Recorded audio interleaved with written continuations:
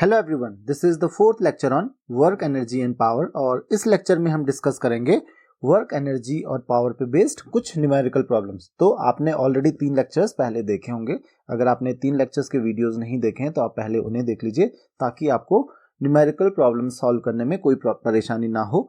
तो सबसे पहले हम बात करेंगे फॉर्मूले की। कौन से हमने फॉर्मूले, कौन सी हमने आइडेंटिटीज यूज करनी है, कौन सी हमने आइडेंटिटीज यूज की हैं इस पूरे चैप्टर में।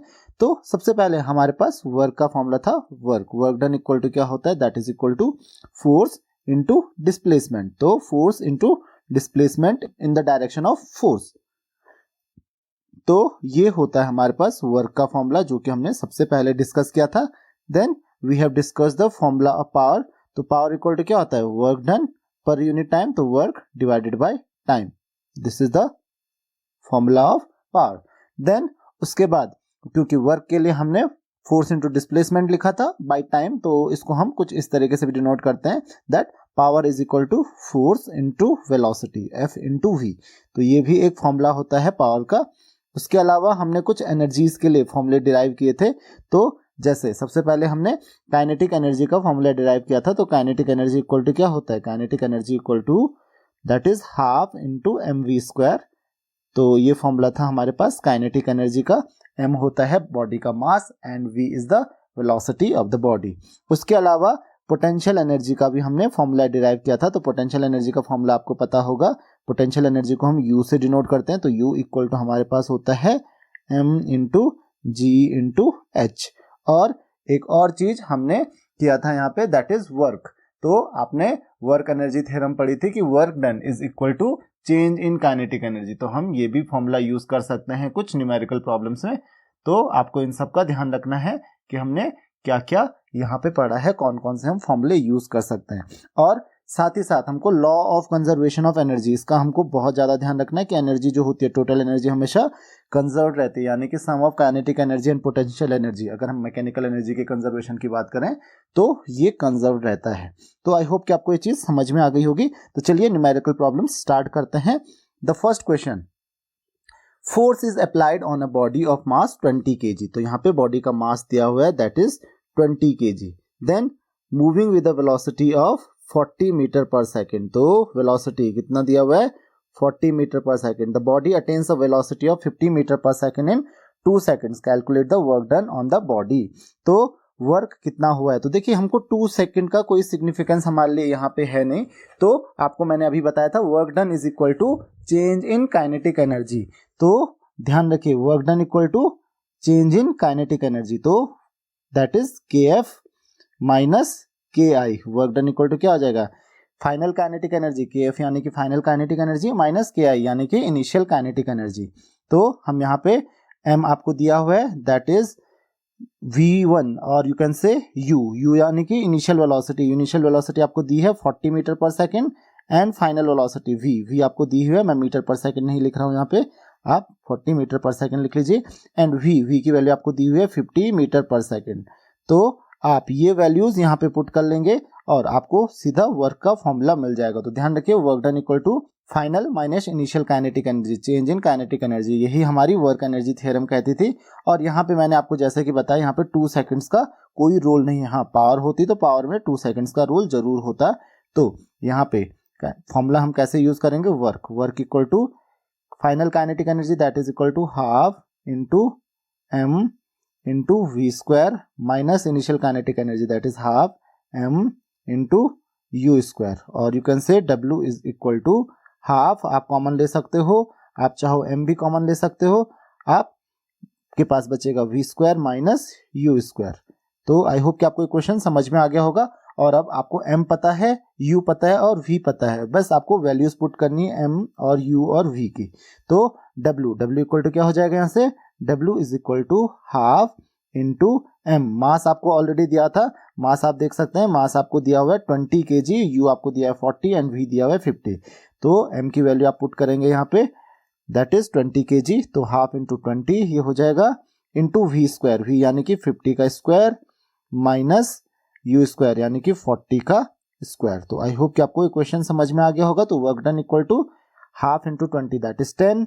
50 का स्क्वायर होता है हमारे पास 2500 एंड 40 का स्क्वायर होता है 1600 तो वर्क इक्वल टू क्या हो जाएगा, दैट इज 10 इंटू 900। तो 10 इंटू 900 कितना होता है हमारे पास, वर्क का फॉर्मूला आ गया हमारे पास, work done equal to 9000 joule. तो वर्क आपको मिल गया 9000 जूल। तो आई होप कि आपको ये चीज समझ में आ गई होगी। तो कहीं पे 9000 जूल को किलो जूल में कन्वर्ट किया होगा तो that is equal to 9 kilo joule, क्योंकि आपको पता है 1000 joule equal to 1 kilo joule होता है। तो आई होप कि आपको ये क्वेश्चन समझ में आ गया होगा, काफी इजी क्वेश्चन था। सेकंड क्वेश्चन हमारे पास है, calculate the change in kinetic energy of a moving body. यहाँ पे थोड़ा करेक्ट कर लीजिए, if its velocity is reduce to 1/3 of its initial velocity. तो क्या कह रहा है कि काइनेटिक एनर्जी में कितना चेंज आएगा कि अगर वेलोसिटी जो है कितनी हो गई, 1/3 हो गई इनिशियल वेलोसिटी की। तो मान लेते हैं लेट इनिशियल वेलोसिटी, ध्यान रखिए लेट इनिशियल वेलोसिटी। तो इनिशियल वेलोसिटी को आप क्या ले सकते हो, v ले सकते हो। इनिशियल वेलोसिटी इक्वल टू, ध्यान रखिए इनिशियल वेलोसिटी को हम v ले लेते हैं। तो लेट इनिशियल वेलोसिटी भी v। तो आपकी फाइनल वेलोसिटी जो हो जाएगी, फाइनल वेलोसिटी क्या हो गई, that is 1/3 of initial velocity, that is equal to 1/3 of v। तो 1/3 v, या आप कह सकते हो v/3, ये आपकी हो गई फाइनल वेलोसिटी। तो initial kinetic energy, initial kinetic energy कितनी हो जाएगी, initial kinetic energy that is K I. K I equal to क्या हो जाएगा, initial kinetic energy equal to half mv²। और final kinetic energy, final kinetic energy that is K F. K F is equal to half mv की जगह पे क्या लिखेंगे हम, 1/3 v²। तो आई होप कि आपको क्वेश्चन समझ में आ गया होगा। तो इनिशियल और फाइनल काइनेटिक एनर्जी हो गई। तो आप चाहो तो इसको लिख सकते हो, 1/3 का स्क्वायर होता है 1/9। तो आप इसको इस तरीके से लिख सकते हो कि जो फाइनल काइनेटिक एनर्जी होती है, या पहले हम डिवाइड कर लेते हैं। तो हम डिवाइड कैसे करेंगे, के इनिशियल अपॉन के फाइनल। तो के इनिशियल कितनी थी, के इनिशियल थी half mv² upon final kinetic energy कितनी हो जाएगी, हाफ m इंटू 1/3 को हम क्या लिखेंगे, इंटू 1/9 v²। 1/3 का स्क्वायर क्या हो जाएगा, 1/9। तो यहाँ पे देखिए हाफ हाफ कैंसिल हो जाएगा, यहाँ पे m आप कैंसिल कर सकते हो, v² कैंसिल कर सकते हो। तो आपके पास क्या बचेगा, आपके पास बचेगा initial kinetic energy by final kinetic energy, यानी कि के आई बाय के एफ इक्वल टू हो रहा है हमारे पास, यहाँ देखिए 1/9 है, 1/9 ऊपर चला जाएगा, बाकी सब कुछ कैंसिल हो चुका है, दैट इज इक्वल टू 9। तो यहाँ से आप कह सकते हो कि जो इनिशियल काइनेटिक एनर्जी थी, initial kinetic energy is equal to 9 times of final kinetic energy. तो K I is equal to 9 times of K F. और आप कह सकते हो कि K F equal to 1/9 times of initial kinetic energy. तो आपके पास ये फॉर्मूला हो जाएगा, मींस कि जो काइनेटिक एनर्जी होगी, अगर आपने 1/3 कर दिया वेलोसिटी को, तो kinetic energy will become 1/9 times. तो ध्यान रखिए काइनेटिक एनर्जी लास्ट में आप क्या लिखोगे, the kinetic energy becomes 1/9 times. तो आई होप कि आपको ये क्वेश्चन समझ में आ गया होगा। नेक्स्ट क्वेश्चन है आपके पास, Rajan exerts a force of 150 newton in pulling a cart at constant speed of 10 metre per second, calculate the power exerted. तो आपको बहुत डायरेक्ट एक क्वेश्चन दिया हुआ है, फोर्स आपको दिया हुआ है that is equal to 150 newton, and the second thing that is velocity, velocity equal to constant speed दी हुई है that is 10 metre per second. तो मैंने अभी आपको पावर का फॉर्मूला बताया था शुरू में, that is P equal to F into V। तो पावर इक्वल टू क्या हो जाएगा, डायरेक्ट देखिए क्वेश्चन है, that is 150 into 10 that is equal to 1500। तो यूनिट ध्यान रखिए, पावर की यूनिट होती है वॉट। तो आपको पावर कितनी मिल जाएगी यहाँ पे, 1500 वॉट। तो बहुत ही आसान ये क्वेश्चन था। नेक्स्ट क्वेश्चन आपके पास है, a body weighing 40 kgf climbs up stairs 30 step each 20 centimetre high in 4 minutes and a girl weighing 30 kgf does the same in 3 minutes. Compare the work done by them, the power developed by them. तो work और power का comparison हम करेंगे। तो सबसे पहले 40 kgf था और सेकंड वन वाज 30 kgf। जो वेट होगा, weight of boy that is FB, weight of boy equal to कितना है, दैट इज 40 kgf। इतना ध्यान रखेंगे आप, वेट ऑफ बॉय क्या है 40 kgf, weight of girl Fg that is equal to 30 kgf। ये कितना है 30 kgf। देन सेकंड चीज क्या दी है डिस्प्लेसमेंट। देखिए अब यहाँ पे 20 सेंटीमीटर हाई है राइट और 30 स्टेप्स हैं तो टोटल डिस्टेंस कितना ट्रेवल करना पड़ेगा। देखिए एक स्टेप 20 सेंटीमीटर का है और 30 स्टेप आपको अगर चढ़ने हैं तो कितना हो जाएगा टोटल डिस्प्लेसमेंट। तो डिस्प्लेसमेंट बाय बॉय तो DB से डिनोट कर रहा हूं मैं इसको that is 30 into 20 that is 600 centimetre. तो मैं डायरेक्ट लिख लेता हूं आप मल्टीप्लाई कर लेना 30 इंटू 20 दैट इज 600 सेंटीमीटर। तो इसको मैं 6 मीटर लिख लेता हूं तो ये आ रहा है 6 मीटर। गर्ल के लिए भी सेम होगा displacement by girl that is also equal to 600 centimetre. तो दोनों सेम आ रहा है। Now time taken by boy that is 4 minute. 4 minute यानी कि 4 इंटू 60 यानी कि 240 seconds. And time taken by girl तो गर्ल कितना टाइम लेती है दैट इज 3 मिनट्स यानी कि 180 सेकेंड्स। तो 180 सेकेंड्स ये टाइम हो जाएगा। अब हम कंपेयर करेंगे दोनों को एक एक करके एक साथ देख लेते हैं। तो सबसे पहले हम बात करेंगे वर्क की एंड देन पावर की। तो वर्क डन बाय बॉय तो WB that is equal to 40 into displacement कितना हुआ दैट इज 6। तो ये कितना हो जाएगा 40 इंटू 6 यानी कि 240 कितना हो रहा है 240 यूनिट ध्यान रखिए kgf तो फोर्स की यूनिट होगी kgf मीटर राइट। उसी तरीके से work done by girl WG work done by girl कितना हो जाएगा that is equal to 30 600 centimetre को आप 6 मीटर भी लिख सकते हो तो 30 इंटू 6 तो ये कितना हो जाएगा आपका 30 इंटू 6 होता है दैट इज 180 kgf मीटर। अब ये कह रहा है कंपैरिजन कीजिए इन दोनों का यानी कि रेशियो क्या होगा। तो रेशियो हम डायरेक्ट लिख सकते हैं that is WB by WG work done by boy divided by work done by girl. ये कितना हो रहा है दैट इज 240 बाय 180 तो क्या आ गया ratio that is equal to 4/3। आप इसको कैंसिल करके लिख सकते हो 4/3। तो वर्क डन का जो रेशियो होगा बॉय और गर्ल का that is 4:3। The second thing दूसरी चीज जो आपको कैलकुलेट करनी है दैट इज पावर। तो पावर कितनी यूज करेंगे तो पावर निकालेंगे PB that is equal to 240 उसने वर्क किया था डिवाइडेड बाय टाइम कितना लिया था 240 सेकेंड्स तो दैट इज इक्वल टू 1। देखिए इसकी यूनिट आप लिखोगे kgf metre per second right. उसी तरीके से PG गर्ल ने जितनी पावर कंज्यूम की दैट इज 180 इसने वर्क किया था डिवाइडेड बाय टाइम लिया था 180 सेकेंड्स तो that is also equal to 1 kgf metre per second. तो इसका आप ध्यान रखेंगे 1 kgf metre per second.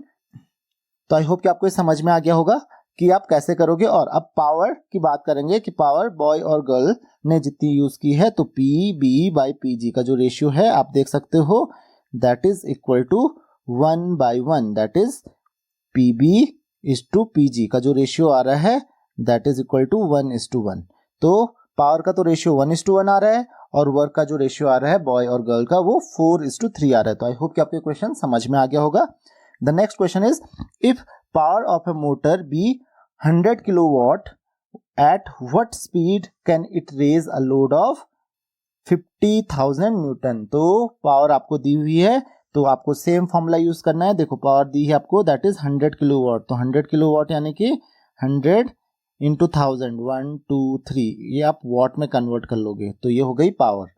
Then दूसरी चीज आपको क्या दी है लोड मतलब फोर्स। तो फोर्स कितना हो गया 50,000 न्यूटन तो ये हो गया आपका 50,000 न्यूटन।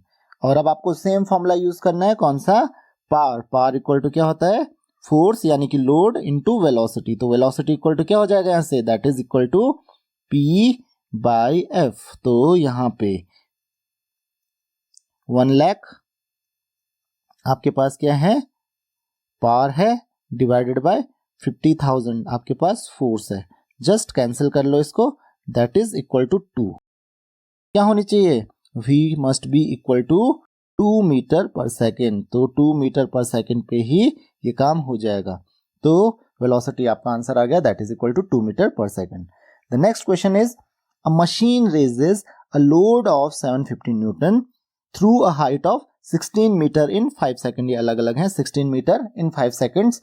तो calculate the power at which machine works, तो कौन सी पावर पे मशीन वर्क करती है। तो देखिए आपको लोड दिया हुआ है, तो मैंने आपको बताया था पावर इक्वल टू क्या होता है, वर्क डिवाइडेड बाय टाइम। तो आपको क्या दिया हुआ है, फोर्स दिया हुआ है, F that is load equal to कितना है 750 newton, this is force. Then उसके अलावा आपको क्या दिया हुआ है, आपको दिया हुआ है डिस्प्लेसमेंट यानी कि हाइट, हाइट कितनी है, डिस्प्लेसमेंट कितना हो रहा है 16 मीटर। और third thing that is given to you is time, time equal to कितना है हमारे पास, टाइम इक्वल टू 5 सेकेंड। तो पावर का फॉर्मूला क्या होता है, power equal to work done divided by time, और वर्क का फॉर्मूला आपको पता है that is force into displacement divided by time. तो वर्क फोर्स इनटू डिस्प्लेसमेंट होता है बाय टाइम। तो आपको सब कुछ ऑलरेडी दिया हुआ है, आपको फोर्स दिया, आपको डिस्प्लेसमेंट दिया हुआ है, तो बस आपको यहां से पावर कैलकुलेट करनी है।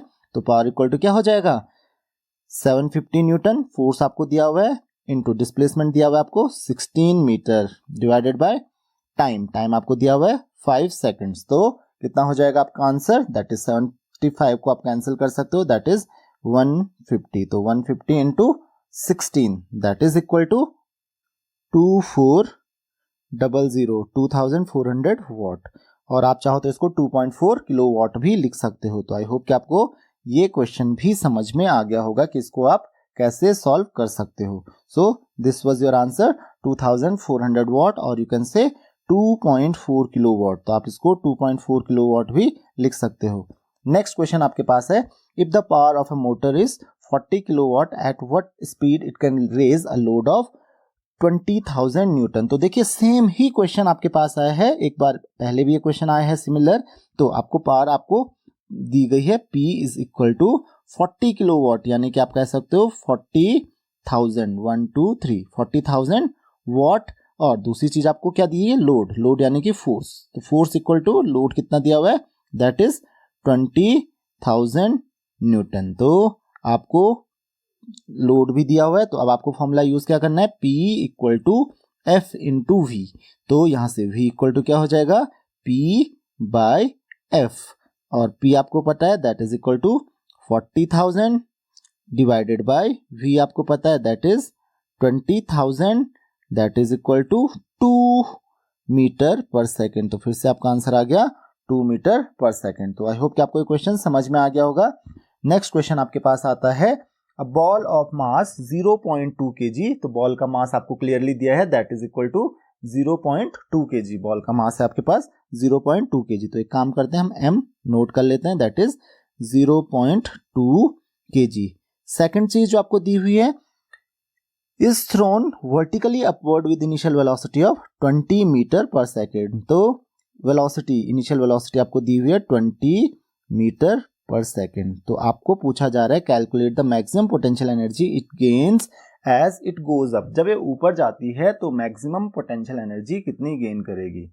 तो देखिए यहाँ पे हम क्या यूज करेंगे, यहाँ पे हम यूज करेंगे law of conservation of energy. जब हम नीचे से इसको थ्रो कर रहे हैं with initial velocity of 20 metre per second, तो इसके पास जो इनिशियल वेलोसिटी थी वो 20 मीटर पर सेकेंड की है, लेकिन इसकी पोटेंशियल एनर्जी इस समय क्या, 0 है। इसके पास केवल काइनेटिक एनर्जी है इस टाइम पे, लेकिन जैसे ये टॉप पे पहुंचता है, मान लेते हैं हाइट h पे पहुंचता है, खैर मुझे h से कोई लेना देना नहीं है फिलहाल, यहाँ पे जाके एक टॉप मोस्ट पॉइंट पे जाके वो रुक जाएगा, यानी कि उसकी काइनेटिक एनर्जी वहां पे 0 हो जाएगी। पूरी की पूरी काइनेटिक एनर्जी किसमें चेंज हो जाएगी, पोटेंशियल एनर्जी यानी कि U में। तो इसका मतलब अगर हम यहाँ पे बॉटम मोस्ट पॉइंट पे काइनेटिक एनर्जी निकाल लें, तो यही काइनेटिक एनर्जी तो ऊपर जाके पोटेंशियल एनर्जी बनेगी। तो यही चीज ध्यान रखनी है आपको कि आपको law of conservation of energy का यूज करना है। तो देखिए यहाँ पे काइनेटिक एनर्जी इक्वल टू क्या हो जाएगी, काइनेटिक एनर्जी इक्वल टू हो जाएगा that is half into mv square. तो half mv square kinetic energy का फॉर्मूला होता है। तो काइनेटिक एनर्जी इक्वल टू क्या हो जाएगा, हाफ इंटू m, कितना है 0.2 इंटू 20 का स्क्वायर। तो 20 का स्क्वायर होता है 400 एंड 0.2 बाई 2 दैट इज 0.1, तो 400 इंटू 1 ये आ रहा है आपके पास 40। तो काइनेटिक एनर्जी कितनी मिल गई आपको, 40 जूल। तो मैंने आपको यही बताया कि ये जो 40 जूल एनर्जी है, यही 40 जूल एनर्जी ऊपर जाके क्या बन जाएगी, पोटेंशियल एनर्जी बन जाएगी। तो calculate the maximum potential energy, यही पूछ रहा है। तो मैक्सिमम पोटेंशियल एनर्जी ये कितनी गेन करेगा, ध्यान रखना, मैक्सिमम पोटेंशियल एनर्जी, तो मैं शॉर्ट में लिख रहा हूं मैक्सिमम पोटेंशियल एनर्जी कितनी हो सकती है, जितनी उसकी मैक्सिमम काइनेटिक एनर्जी है, that is equal to 40 joule, यही होगी। तो आई होप कि आपको ये चीज भी समझ में आ गई होगी। हमको law of conservation of energy यहाँ पे यूज करना है। नेक्स्ट क्वेश्चन आपके पास आता है, the work done by the heart is 1 joule per beat, calculate the power of the heart if it beats 72 times in 1 minute. तो देखिए पर बीट कह रहा है, एक बीट में जो हार्ट है वो 1 जूल वर्क करता है। तो अगर हार्ट जो है 1 जूल वर्क करता है एक बीट में और 1 मिनट में 72 टाइम्स बीट करता है, तो work done in 1 minute, work done in 1 minute हम कैलकुलेट कर लेंगे। तो वर्क डन इन 1 मिनट, ध्यान रखिए, तो 1 मिनट में वर्क डन कितना हो जाएगा, दैट इज, क्योंकि देखो 1 जूल वो एक बीट में कर रहा है, 1 मिनट में 72 टाइम्स बीट कर रहा है, तो 1 into 72 that will be equal to 72 joule. तो 1 मिनट में जो वर्क हो रहा है 72 जूल हो रहा है। नाउ पावर इक्वल टू क्या होता है, पावर का फॉर्मूला क्या होता है, that is work done divided by time, right. तो वर्क डन कितना है हमारे पास, 72 joule divided by time, time कितना है 1 मिनट, यानी कि 60 सेकेंड्स का है। तो ये कितना हो जा रहा है यहाँ से, that is equal to 6/5, that is 6/5 को आप लिख सकते हो 1.2। तो ये पावर कितना आ रहा है आपका, that is equal to 1.2 watt. तो आई होप कि आपको क्वेश्चन समझ में आ गया होगा। यहाँ पे फिर से समझा देता हूं आपको बोला गया था कि हार्ट जो है वो एक बीट पर 1 जूल वर्क करता है। तो 1 मिनट में आपको पता है वो 72 टाइम्स बीट करता है, क्वेश्चन में दिया है। तो 1 मिनट में वर्क कितना हो जाएगा, 72 बीट्स में कितना वर्क होगा, दैट इज 72 जूल, 1 into 72।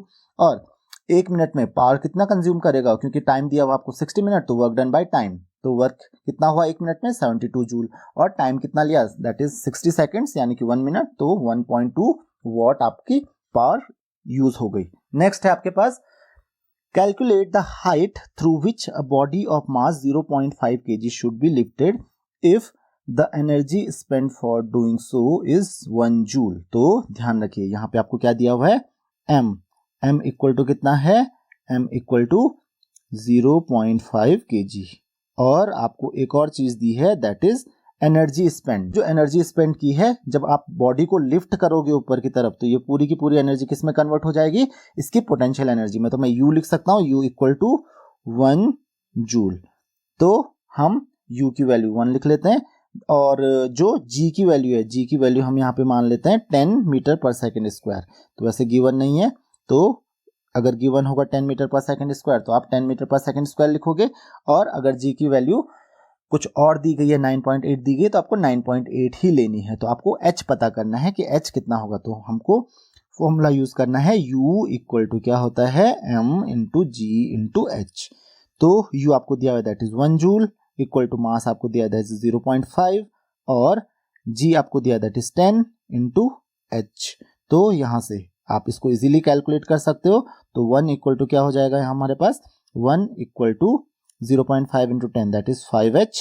तो यहाँ से हमको h की वैल्यू मिल गई, दैट इज इक्वल टू 1/5, यानी कि 0.2 मीटर। तो 0.2 मीटर के हाइट पे आपको उसको लिफ्ट करना पड़ेगा, उठाना पड़ेगा। ध्यान रखिए जितनी भी एनर्जी हमने इसको लिफ्ट करने में यूज की, वो पूरी एनर्जी किसमें कन्वर्ट हो गई, उसकी पोटेंशियल एनर्जी में। तो वो पोटेंशियल एनर्जी बन जाएगी। तो आई होप कि आपको ये क्वेश्चन समझ में आ गया होगा। हम law of conservation of energy use करेंगे। नेक्स्ट क्वेश्चन है, two bodies A and B of equal mass are kept at height 20 meter and 30 meter respectively. Calculate the ratio of their potential energy. तो first body UA, उसकी जो potential energy है that is equal to m, क्योंकि दोनों का mass m इक्वल है, right. g की वैल्यू दोनों के लिए सेम होगी, और HA, इसके लिए HA हम यूज करेंगे, एंड UB इक्वल टू क्या हो जाएगा, मास UB का भी सेम ही है, B बॉडी का भी मास सेम ही है। अगर अलग अलग होता तो मैं MA और MB ले लेता, इंटू G इंटू किस हाइट पे हुआ, HB पे। तो HA आपको दिया हुआ है 20 मीटर, मैं लिख नहीं रहा हूँ, HA equal to 20 metre and HB equal to 30 metre आपको दिया हुआ है।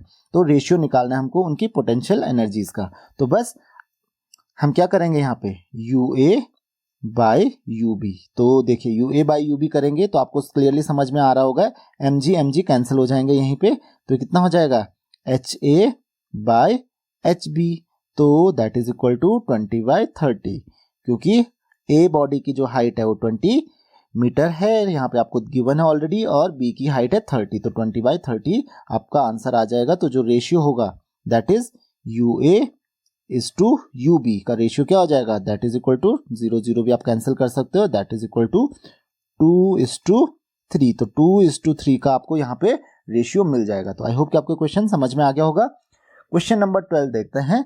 A stone of mass 64 gram is thrown vertically upward from the ground with an initial speed of 20 meter per second. The gravitational potential energy at the ground level is considered to be 0. तो gravitational potential energy ground पे 0 है, वो हम वैसे ही consider करते हैं, अगर नहीं भी दिया होता है तो हम 0 ही कंसिडर करते हैं। Apply the principle of conservation of energy and calculate the potential energy at the maximum height attained by the stone. G की वैल्यू आपको बोला गया है 10 मीटर पर सेकेंड स्क्वायर आपको लेनी है।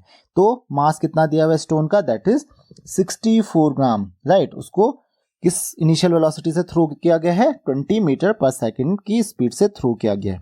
तो हम सेम क्वेश्चन यूज करेंगे हम यहाँ पे। तो जो मास दिया हुआ है m इक्वल टू 64 ग्राम, तो मैं लिख लेता हूँ 64/1000, क्योंकि इसको केजी में कन्वर्ट करना होगा। और वेलोसिटी जो है बॉडी की that is 20 metre per second, ये आपको दी हुई है, यहाँ पे आप देख सकते हो 20 मीटर पर सेकेंड स्पीड दी हुई है। तो स्पीड क्या है, that is 20 metre per second, ये हम ले लेते हैं, राइट। अब हमको क्या करना है, हमको यूज करना है इसको, इसकी मैक्सिमम पोटेंशियल एनर्जी यूज करने के लिए। तो मैंने बोला था कि काइनेटिक एनर्जी ही होगी ग्राउंड पे, जैसे कि मैंने अभी आपको बताया था, that is equal to half mv²। तो half into m into v²। तो ये कितना हो जाएगा, ये आप डायरेक्टली कर सकते हो। यहाँ पे 64 ग्राम है, तो 64/1000 इंटू हो जाएगा 20 का स्क्वायर, तो 20 का स्क्वायर होता है 400। तो आप यहाँ से इजीली ये कैलकुलेट कर सकते हो काइनेटिक एनर्जी। तो आप चाहो तो इसको कैंसिल कर लो, यहाँ पे 64 ये हो जाएगा आपका 32, that is equal to 32/1000 into 20 का स्क्वायर कितना होता है 400। तो आप जीरोस को आप कैंसिल कर सकते हो, तो 32 इंटू 4 होता है 128, तो that is equal to 12.8 joule. तो ये काइनेटिक एनर्जी कितनी आ रही है इसकी, 12.8 जूल आ रही है। तो इसका आप ध्यान रखेंगे, the kinetic energy is equal to 12.8 joule. अब ये देखिए, ये काइनेटिक एनर्जी जो है, ये काइनेटिक एनर्जी क्योंकि बॉटम पे जब हम थ्रो कर रहे हैं, जब इनिशियल वेलोसिटी से थ्रो कर रहे हैं किसी, तो बॉटम पे जो काइनेटिक एनर्जी है वही पूरी की पूरी काइनेटिक एनर्जी टॉप पे जाके क्या हो जाएगी, कन्वर्ट हो जाएगी इनटू पोटेंशियल एनर्जी। तो इसका मतलब मैक्सिमम पोटेंशियल एनर्जी, यहाँ पे वही पूछ रहे हैं ना, मैक्सिमम पोटेंशियल एनर्जी क्या होगी, तो maximum potential energy is equal to वही होगी, दैट इज 12.8 जूल।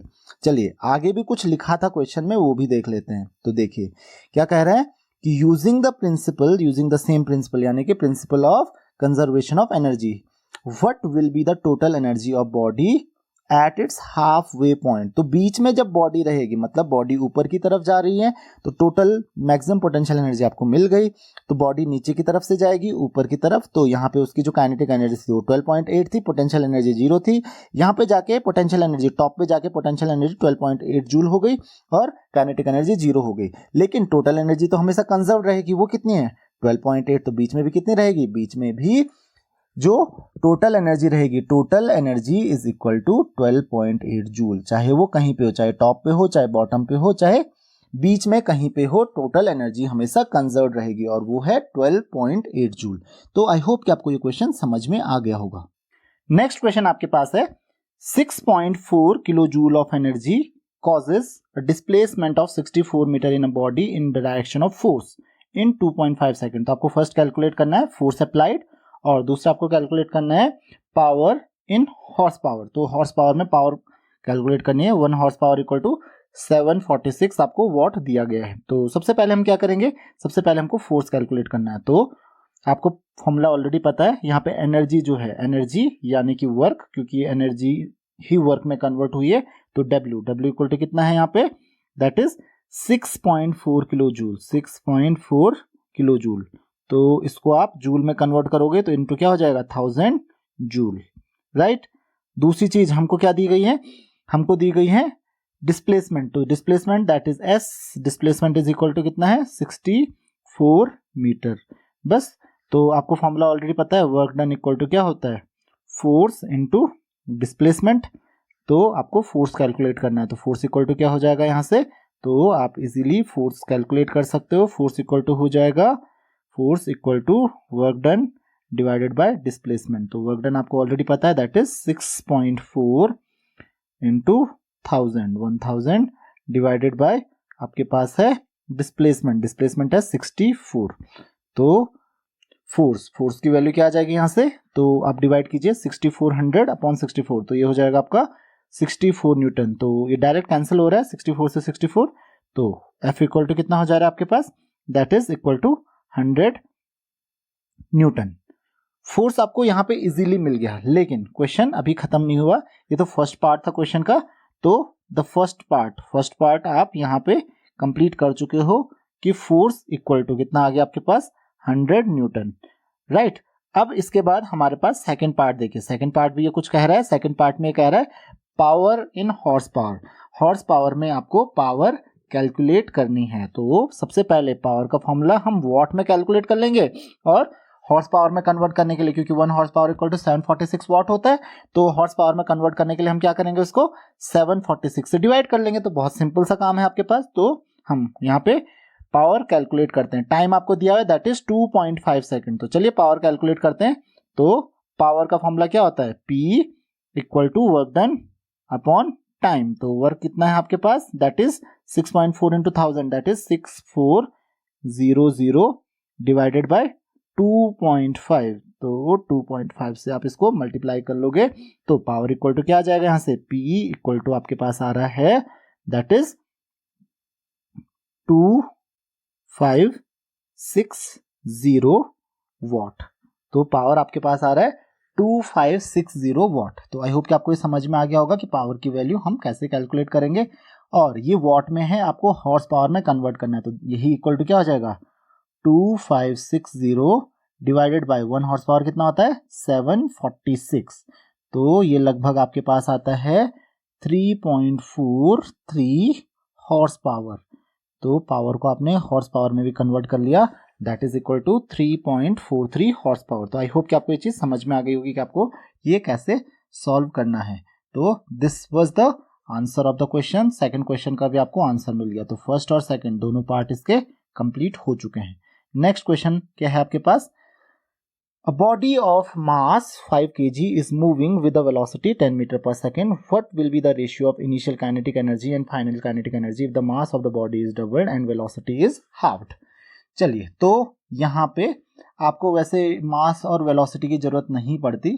आपको पूछा गया कि इनिशियल और फाइनल काइनेटिक एनर्जी का रेशियो क्या होगा अगर आपने मास को डबल कर दिया। तो सबसे पहले KI, तो KI इक्वल टू क्या हो जाएगा, KI निकालने के लिए हम इनिशियल मास देखेंगे। इनिशियल मास कितना है, तो हम हर चीज को कंपेयर कर लेते हैं। इनिशियल मास इक्वल टू कितना है 5 kg।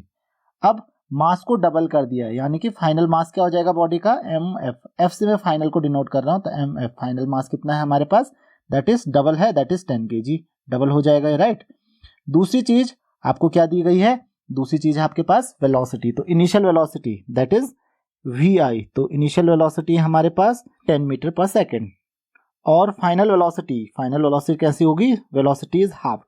तो फाइनल वेलोसिटी यानी कि VF इक्वल टू क्या हो जाएगा, हाफ कितना होता है 10 का, that is 5 metre per second. तो अब रेशियो बताना है काइनेटिक एनर्जीज का। तो बहुत ही सिंपल क्वेश्चन पूछ रहा है, राइट। तो अब हम क्या करेंगे, इनिशियल काइनेटिक एनर्जी पता करेंगे, फाइनल काइनेटिक एनर्जी पता करेंगे। तो KI initial kinetic energy equal to क्या हो जाएगा, हाफ इंटू MI, मैं सीधा वैल्यू लिख ले रहा हूँ, आप फॉर्मूला लिख लेना, KI equal to half MI into VI का स्क्वायर। तो 5 इंटू, क्योंकि हाफ MV स्क्वायर होता है 10 का स्क्वायर, और फाइनल काइनेटिक एनर्जी जो होगी that is KF equal to क्या हो जाएगा, हाफ इंटू फाइनल MF कितना 10 इंटू VF का स्क्वायर यानी कि 5 का स्क्वायर। तो आप इसको कैलकुलेट कर सकते हो, 100 into 5/2 that is equal to 250 joule. तो KI की जो वैल्यू आ रही है दैट इज 250 जूल, और ये जो वैल्यू आ रही है दैट इज 5 का क्यूब दैट इज 125 जूल। तो ये रेशियो पूछ रहा है कि what is the ratio of initial and final kinetic energy, यही आपको पूछा गया था। तो KI/KF का रेशियो पूछा जा रहा है बेसिकली आपको। तो क्या हो जाएगा ratio, KI/KF, KI/KF equal to क्या हो जाएगा, दैट इज इक्वल टू 250/125। बहुत इजीली क्वेश्चन सॉल्व हो रहा है। तो कितना हो गया, दैट इज इक्वल टू 2/1, यानी कि जो रेशियो होगा किसका, KI/KF, जो रेशियो होगा वो कितना हो जाएगा, वो होगा 2:1। मतलब इनिशियल और फाइनल काइनेटिक एनर्जी का जो रेशियो है वो 2:1 होगा। तो आई होप कि आपके क्वेश्चन भी समझ में आ गया होगा। नेक्स्ट क्वेश्चन आपके पास है, A spring is kept compressed by small trolley of mass 0.5 kg। तो यहाँ पे आप डायग्राम देख सकते हो, ये ट्रॉली जो है इसका मास है 0.5 kg, राइट। ये आपको गिवन है क्वेश्चन में। Lying on a smooth horizontal surface as shown in the figure। तो फिगर आप देख सकते हो। When the trolley is released, it is found to move at a speed of 2 meter per second. What potential energy did the spring possess when compressed? तो देखिए ये बहुत ही आसान क्वेश्चन है, यहाँ पे हम कुछ भी नहीं करेंगे। ये पूछ रहा है कि जब आपने स्प्रिंग को कंप्रेस किया होगा, राइट, कंप्रेस किया था आपने स्प्रिंग को, तो उस समय उसमें पोटेंशियल एनर्जी कितनी होगी। तो आपने जैसे ही स्प्रिंग को छोड़ा तो आपकी ट्रॉली मूव करने लगेगी। अब क्वेश्चन ये है कि मूव क्यों करेगी, क्योंकि स्प्रिंग में जो पोटेंशियल एनर्जी स्टोर हो रखी थी वो किस में कन्वर्ट हो जाएगी, अब वो कन्वर्ट हो जाएगी इसकी काइनेटिक एनर्जी में। तो इसका मतलब जितनी भी आपकी काइनेटिक एनर्जी जनरेट हुई है वो क्या है, उतनी ही पोटेंशियल एनर्जी आपकी स्प्रिंग में रही होगी। तो हम एक्चुअल में क्या कैलकुलेट करेंगे, हम कैलकुलेट करेंगे काइनेटिक एनर्जी कितनी जनरेट हुई, that is equal to potential energy stored in the spring. तो बस हमको यही काम करना है। हमको क्या गिवन है यहाँ पे, हमको मास दिया है, mass of trolley equal to कितना है, that is equal to 0.5 kg। तो मास ऑफ स्प्रिंग कितना है, मास ऑफ ट्रॉली कितना है, 0.5 kg। दूसरा हमको क्या दिया हुआ है, speed, velocity, that is equal to 2 metre per second. तो काइनेटिक एनर्जी इक्वल टू कितना हो जाएगा, काइनेटिक एनर्जी इक्वल टू क्या होता है, that is equal to half into mv²। तो हम काइनेटिक एनर्जी क्यों कैलकुलेट कर रहे हैं, ताकि हम law of conservation of energy use कर पाए यहाँ पे। तो that is equal to half into mass कितना है 0.5 इंटू 2 का स्क्वायर। तो 2 का स्क्वायर होता है 4, तो that will be equal to half into 0.5 into 4। तो 1/2 इंटू 0.5 इंटू 4। तो आप यहाँ पे कैंसिल कर सकते हो 4 से 2 को, ये हो जाएगा 2 इंटू 0.5, ये कितना आता है, that is equal to 1 joule. तो इसका मतलब काइनेटिक एनर्जी कितनी जनरेट हुई है, 1 जूल। तो इसका मतलब ये काइनेटिक एनर्जी आई कहाँ से, ये वही एनर्जी है जो एक्चुअल में स्प्रिंग में स्टोर हो गई थी। ये आपका कहता है law of conservation of energy. तो आप लिख सकते हो energy stored in spring, energy stored in spring that is equal to 1 joule. तो मैं केवल इतना एनर्जी ही लिख रहा हूँ, आप पूरा लिख लेंगे कि energy stored in spring 1 joule. तो 1 जूल एनर्जी आपकी स्प्रिंग में स्टोर होगी। नेक्स्ट क्वेश्चन है आपके पास, a body of mass 50 kg has a momentum of 3000 kg metre per second, calculate the kinetic energy of the body. Second है आपके पास the velocity of the body. तो आपको दो चीजें कैलकुलेट करनी है, पहली चीज काइनेटिक एनर्जी कैलकुलेट करनी है और दूसरी वेलोसिटी आपको कैलकुलेट करनी है। तो आपको क्या दिया हुआ है, मास दिया हुआ है। तो m इक्वल टू क्या होता है 50 kg इसने दिया हुआ है। दूसरी चीज क्या दी है, दैट इज मोमेंटम। मोमेंटम को आप डिनोट करते हैं p से। तो p इक्वल टू कितना है 3000 kg मीटर पर सेकेंड। तो हमको क्या कैलकुलेट करना है, हमको कैलकुलेट करना है kinetic energy of the body. Body की हमको काइनेटिक एनर्जी कैलकुलेट करनी है कि कितनी काइनेटिक एनर्जी होगी। तो काइनेटिक एनर्जी के लिए हमको क्या चाहिए, वेलोसिटी चाहिए। तो यहाँ से हम क्या फॉर्मूला यूज करेंगे, p इक्वल टू, जो मोमेंटम का फॉर्मूला होता है p इक्वल टू होता है आपके पास m into v, mass into velocity. तो मोमेंटम आपको दिया है that is 3000 equal to mass आपको दिया है that is 50 kg into v। तो आप यहाँ से वेलोसिटी इजीली कैलकुलेट कर सकते हो और उसके बाद आप चाहो तो काइनेटिक एनर्जी भी कैलकुलेट कर सकते हो। तो यहाँ से फॉर्मूला क्या हो जाएगा वेलोसिटी के लिए, v इक्वल टू 3000/50। तो v इक्वल टू क्या हो जाएगा हमारे पास 3000/50। तो आप चाहो तो कैंसिल कर लो, 0 0 कैंसिल हो जा रहा है और 60 मीटर पर सेकेंड। तो सेकेंड वाला पार्ट हमने पहले ही कर लिया कि इसकी जो वेलोसिटी होगी that is 60 metre per second. अब काइनेटिक एनर्जी वाला पार्ट भी कर लेते हैं। तो काइनेटिक एनर्जी कैसे कैलकुलेट करेंगे हम? तो काइनेटिक एनर्जी का फॉर्मूला क्या होता है? K E equal to kinetic energy equal to half into M V square. Half M V square होता है काइनेटिक एनर्जी का फॉर्मूला। तो काइनेटिक एनर्जी इक्वल टू क्या हो जाएगा? Half into M. एम कितना है आपके पास? 50 kg इंटू वी। वी आपके पास आ गया 60 मीटर पर सेकेंड। तो 60 का स्क्वायर। तो आप इसको इजीली यहाँ से कैलकुलेट कर सकते हो। क्या हो जाएगा ये? काइनेटिक एनर्जी का जो फॉर्मूला होगा that is half into 50 into 60 into 60 that is 3600। तो 3600। तो आप इसको चाहो तो कैंसिल कर लो। ये हो जाएगा यहाँ से 1800। तो 1800 इंटू 50। तो 1800 को अगर आप 50 से मल्टीप्लाई करोगे तो काइनेटिक एनर्जी का जो फॉर्मूला आएगा दैट इज इक्वल टू 90000। तो that is equal to 90,000 joule. ये आपकी काइनेटिक एनर्जी हो जाएगी, या आप कह सकते हो that is equal to 90 kilo joule. तो ये आपकी काइनेटिक एनर्जी हो जाएगी। तो this is the formula of kinetic energy. तो आई होप कि आपको ये चीज़ समझ में आ गई होगी कि काइनेटिक एनर्जी हम कैसे कैलकुलेट कर सकते हैं। नेक्स्ट क्वेश्चन आपके पास, a ball of mass 200 gram falls from a height of 5 metre. 5 metre की हाइट से फॉल करती है। What will be its kinetic energy when just reaches the ground. तो काइनेटिक एनर्जी क्या होगी जब ये ग्राउंड पे रीच करेगा? तो देखिए वही हम यूज करेंगे, law of conservation of energy को हम यूज करेंगे यहाँ पे। तो जो पोटेंशियल एनर्जी इसमें होगी U, initial potential energy, that is equal to कितना हो जाएगा? That is equal to M into G into H. तो that will be equal to mass कितना है? That is 200 gram. तो 200 ग्राम को आप 0.2, मैं डायरेक्ट वैल्यू पुट कर रहा हूँ, इंटू 0.2 kg लिख सकते हो, राइट। ग्राम को मैंने kg में कन्वर्ट करना है यहाँ पे, ध्यान रखिए एसआई यूनिट में आप लिखोगे, इंटू 9.8 और हाइट कितनी है? 5 मीटर। तो यहाँ से ये कितना हो जाएगा? That is equal to 9.8 joule. ये ही तो पोटेंशियल एनर्जी जो है वो कहीं वही तो काइनेटिक एनर्जी में कन्वर्ट होगी। तो काइनेटिक एनर्जी इक्वल टू क्या हो जाएगा? इतना ही होगा, दैट इज पोटेंशियल एनर्जी जब एक ग्राउंड को रीच करेगा। तो ग्राउंड में पोटेंशियल एनर्जी 0 हो जाएगी, तो काइनेटिक एनर्जी इक्वल टू कितना हो जाएगा? 9.8 जूल।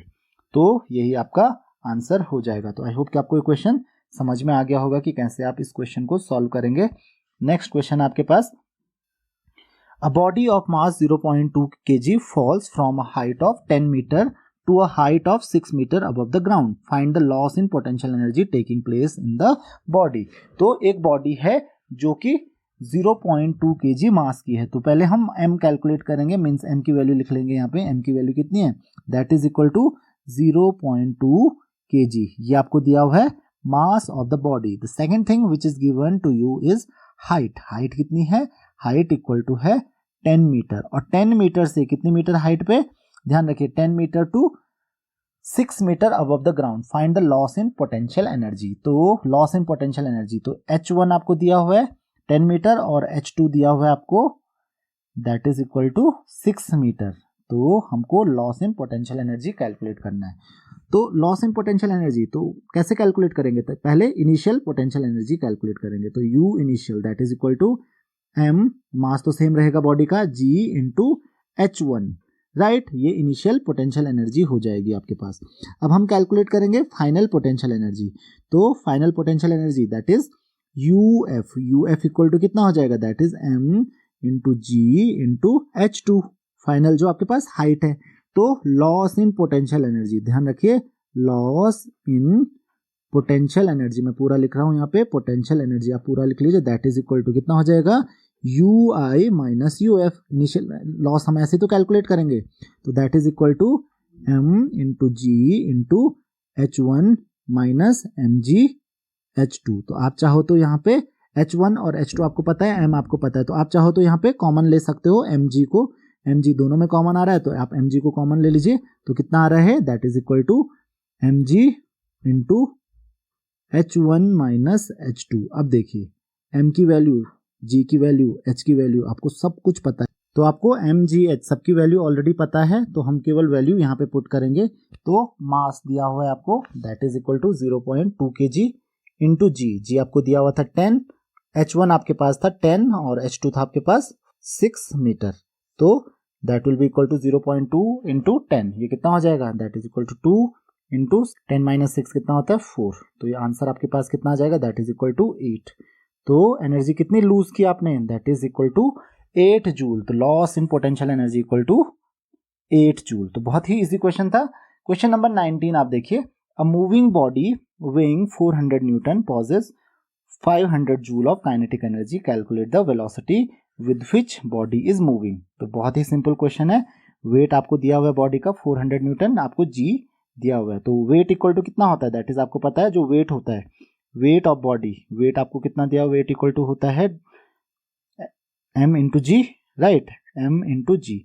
तो वेट आपको दिया that is 400, okay, equal to m into G, G आपको दिया हुआ है 10, तो mass of the body m equal to कितना हो जाएगा 400 बाय 10, कितना हो जाएगा, that is equal to 40 kg। तो ये तो मुझे मिल गया बॉडी का मास। उसके साथ साथ हमको क्या दिया हुआ है, काइनेटिक एनर्जी दी हुई है। काइनेटिक एनर्जी कितनी है, दैट इज 500 जूल।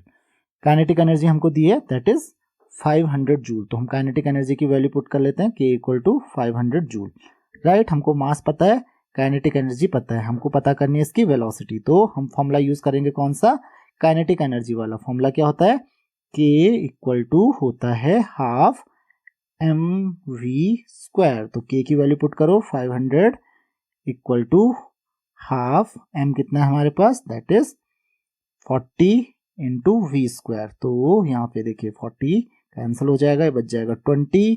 तो यहाँ से आप 20 को दूसरी साइड डिवाइड कर लीजिए, तो कितना हो जाएगा हमारे पास 500 डिवाइडेड बाय 20। तो 500 by 20 is equal to V square. तो कैंसिल कीजिए, हमको क्या मिल रहा है 550 by 2 that is equal to 25 equal to V square. तो वी स्क्वायर इक्वल टू हमारे पास 25 हो जाएगा, तो वी इक्वल टू कितना हो जाएगा, that is 5 metre per second. तो दिस इज द वेलोसिटी, तो जिस वेलोसिटी से बॉडी मूव कर रही है that is equal to 5 metre per second. तो ये हो जाएगा आपका आंसर।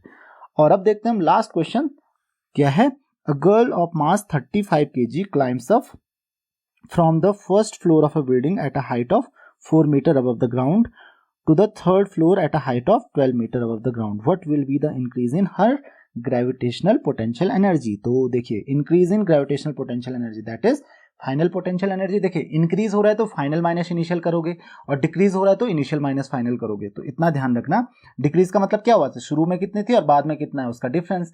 तो शुरू में ऑब्वियसली ज्यादा रही होगी, तो शुरू वाली से बाद वाली को माइनस करोगे, और यहाँ पे इंक्रीज है तो फाइनल की वैल्यू ज्यादा होगी, फाइनल पोटेंशियल एनर्जी की वैल्यू ज्यादा होगी।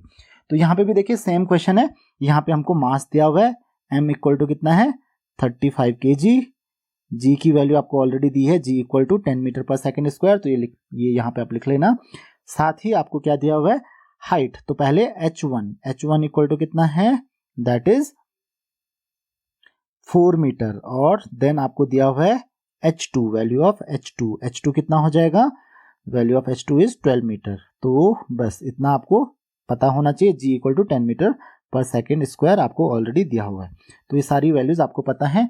तो मैं सीधा यहाँ पे लिख लेता हूं, that is increase in potential energy, increase in potential energy that is equal to, ध्यान रखिए, that is final potential energy that is uf minus initial potential energy that is ui। तो that is equal to mg h2 minus mg h1। तो again mg को आप common ले लीजिए, तो that is mg h2 minus h1 आ जाएगा आपके पास। मास आपको दिया हुआ है 35 इंटू जी की वैल्यू आपको बोला गया 10 लेने को, इंटू h2 आपको ऑलरेडी पता है, h2 है आपके पास 12 मीटर, तो 12 माइनस h1 भी आपको गिवन है दैट इज 4।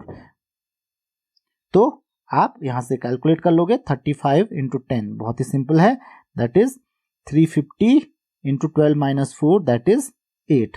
तो यहां से आपको आंसर मिल जाएगा दैट इज 2800 जूल। तो ये आपका आंसर हो जाएगा 2800 joule is increase in potential energy. तो आई होप कि आपको ये क्वेश्चन समझ में आ गए होंगे। So this is all in this lecture. अगर आपकी कोई भी क्वेरीज हैं, कोई भी डाउट्स हैं, तो आप मुझे कमेंट्स में या फिर फेसबुक, इंस्टाग्राम कहीं पे भी क्वेश्चंस पूछ सकते हैं। Thank you very much.